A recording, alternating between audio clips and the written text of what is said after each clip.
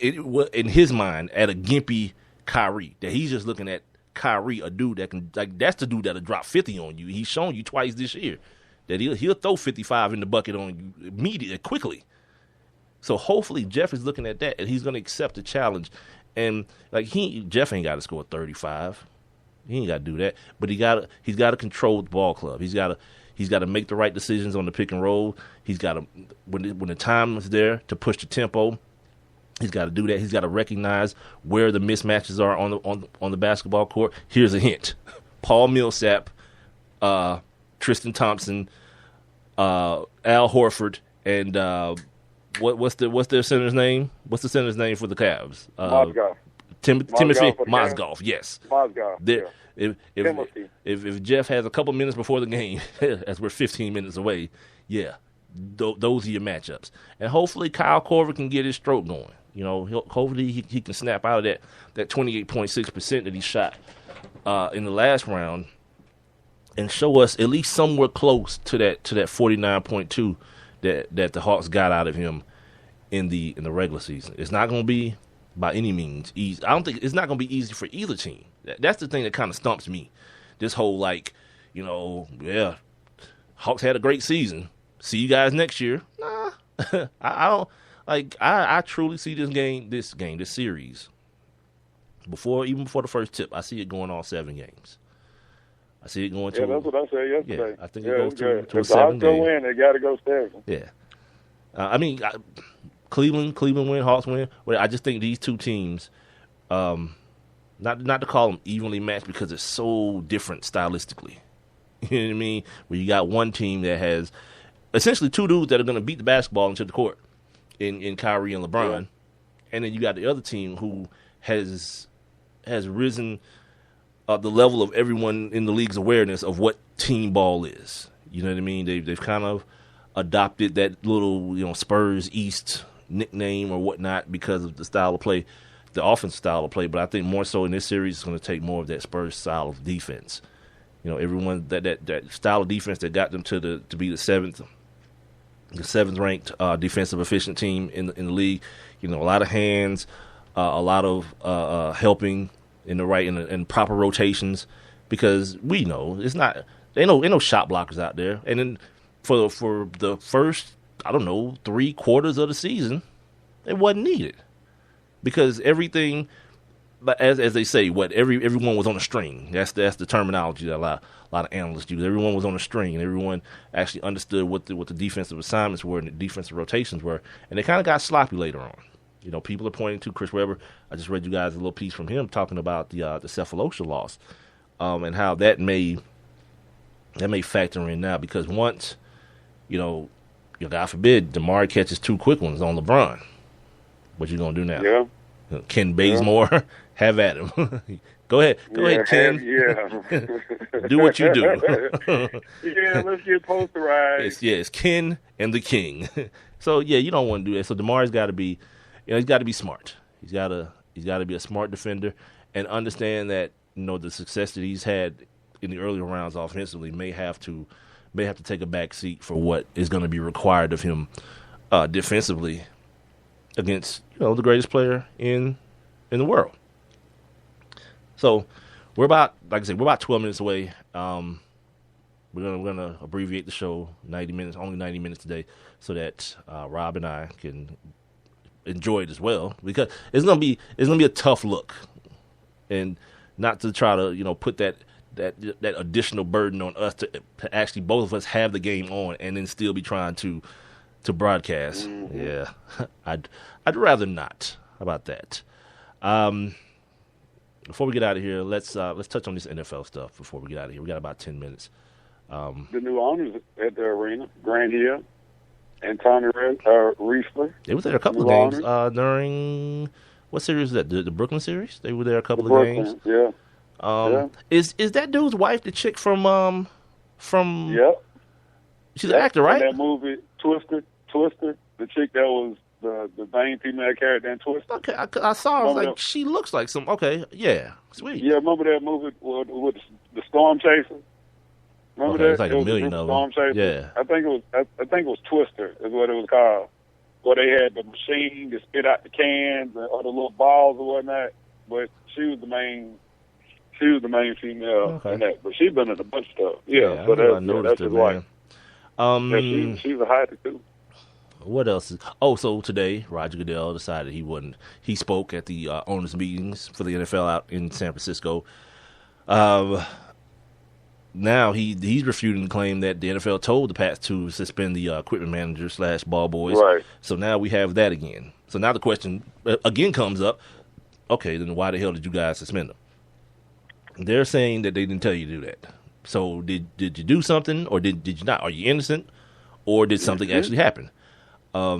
People were looking to see if there were going to be some sort of adjustments to the PSI levels in the footballs in the upcoming season. That rule has not been changed. The PSI levels will stay the same. The range, I guess I should say, and the only differences will be the handling of the footballs. Now, they will be a lot.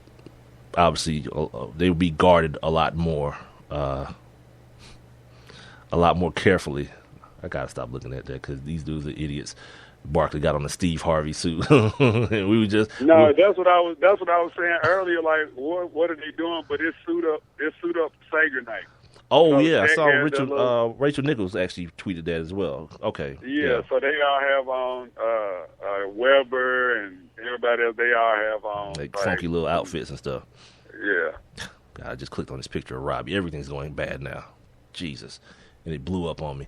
And then this morning, I thought some good news came about this morning. I saw a headline that Aaron Hernandez was in a fight in jail, and my initial reaction was that I thought somebody was trying to fight him. Thought the Booty Warrior was after him finally, or for the first time. He chose the hard way. I did. Somebody chose the hard way. Yeah, dude. I was like, yes, but it wasn't. He was just being a lookout for some other jailhouse gangbangers, and it was a non-story. I was like, but soon. But he was a lookout, though. Yeah, it's go ahead. He's acclimated himself to prison life very, very really seamlessly. Like, yep, immediately. I'll be the lookout. Join the Mexican gang, the Mexican mafia. Yeah. Or while he being a lookout while somebody's book get cooked. Like, what is that? Yeah, M13. Yeah. MS-13. Yeah, whatever they are. I don't know. Yeah. That's weird. I don't want to go now. Hold on. So Jeff Teague and Kyrie Irving's dad played ball together? So Jeff Teague's dad and LeBron James played together is what you're saying? No? No. Jeff Teague's dad and Kyrie's dad. Right. LeBron. They played ball together. Right. LeBron. Is that not? Shut up. No, not LeBron. No? Is that not a thing? I just caught what you were saying. No, my dad's sitting right over there. I know who my dad is. Weirdo reporter. And you know what I thought about after we got off yesterday? I was like, you know what? It's kind of on LeBron too to kind of quell some of that stuff. Because if you noticed lately, LeBron's kind of been feeling himself a little bit. You know, the way he references the team, and you know when they do like the when he's mic'd up in the game, you hear him talking to people about I'm out here, just trying to get these guys to calm down and like I'm so cool and I know what's going on right now. This is where that stuff comes from, my man. You gotta kind of be part of the team, man. You 6 years older than this dude, and people ask him about you being his damn dad. Wait, right. What? Man, it sucks that Dominique and Bob not doing the call today, man. That sucks. Yeah, by sucks he means great, everyone.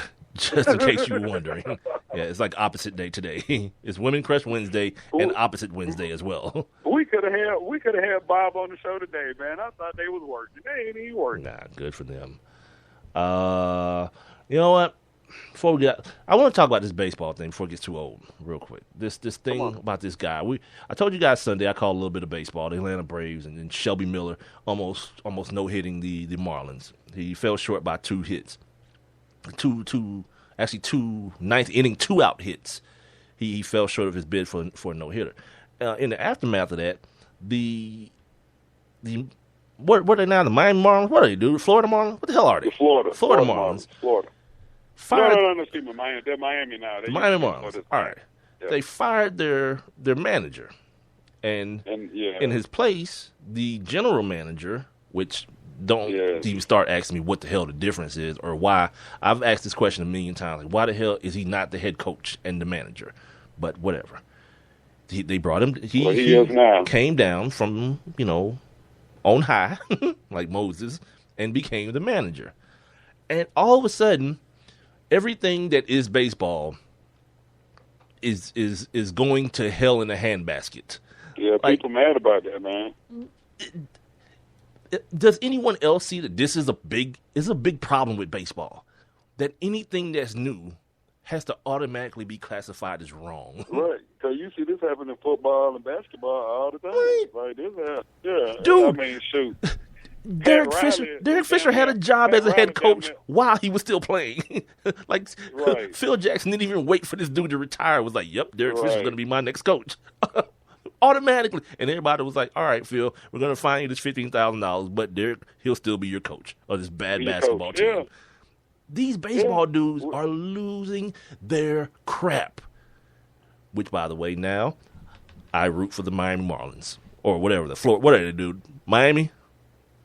Yeah, I root for them. The bottom line is, man, the ownership of Miami, they've done a lot of questionable stuff. I mean, because that's the same team that fired Joe Girardi. Yeah, after he won the manager of the year. Yeah, so now but here's the deal, man. That guy, and I forget his name. Dan Jennings is his name. Yeah, he's like the head scout for the team as well. Like, if anybody knows the personnel, he knows, and it's not even, come on, let's just be real. It's not like football where you teaching somebody a position. Right. Or basketball where you, like, the dude is going up the bat, or they're out in the outfield or playing. Like it's a no-brainer, man. Like, you just put on the damn uniform. Which should stop immediately. You just put on your uniform or go in and buck the trend. Go down there with your suit on. But we want something new anyway. Look, you just.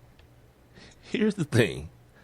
What everyone in baseball is afraid of is that the secret will be, if these dudes mess around and win, the secret will be out. Like, you ain't really that important, my man. Anybody can do it. Yeah.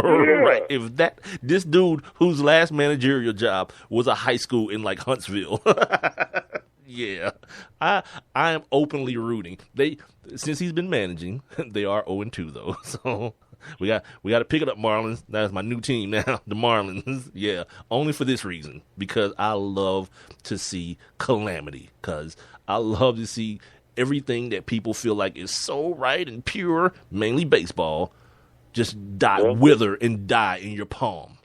This is the most ridiculous thing ever. It's 100. First of all, to even be aware that this dude is 0-2 in a season that's 182 damn games long.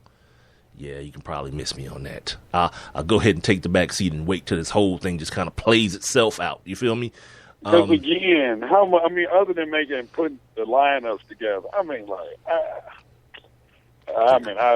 don't see what the big deal Put the right people around you and keep it moving.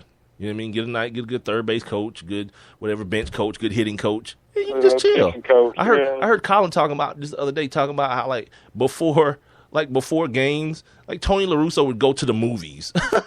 And he was right, or read a book. He said, do you think Urban Meyer does that before the national championship game? Hell no. It's work to be done. But if you're a baseball manager, you're like, whatever. Everything else is taken care of. These dudes taking BP. These other dudes is catching ground balls. The other dudes in the outfield doing some soft toss. I'm good. I'll show up at about 7:55 for this 8 o'clock game and do my job. Yeah. Idiots.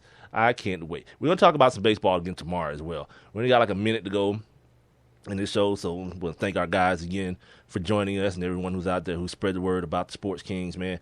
Continue to do what you do as well. Follow us on Spreaker as well. Get yourself the Spreaker app on your iPhone and your, what is it called, your Android situation. Also, I already got it in there. Also, make sure you guys follow us on Twitter, Instagram, and Facebook at Sports Kings Live as well. We're going to come back tomorrow. Hopefully for the people of Atlanta, we'll be talking about a Hawks victory over the what are they called? Cleveland Cavaliers. And it'll be a little something of joy. Rob will be pissed tomorrow. If they don't, Rob will be totally PO'd. And we'll have fun with that as well. How about that? I'm Big Mike. He's Rob Calloway. We're about to go watch the game, everybody. So you guys make sure you catch us on Twitter. We'll be live tweeting during the game, and Rob will be tweeting bad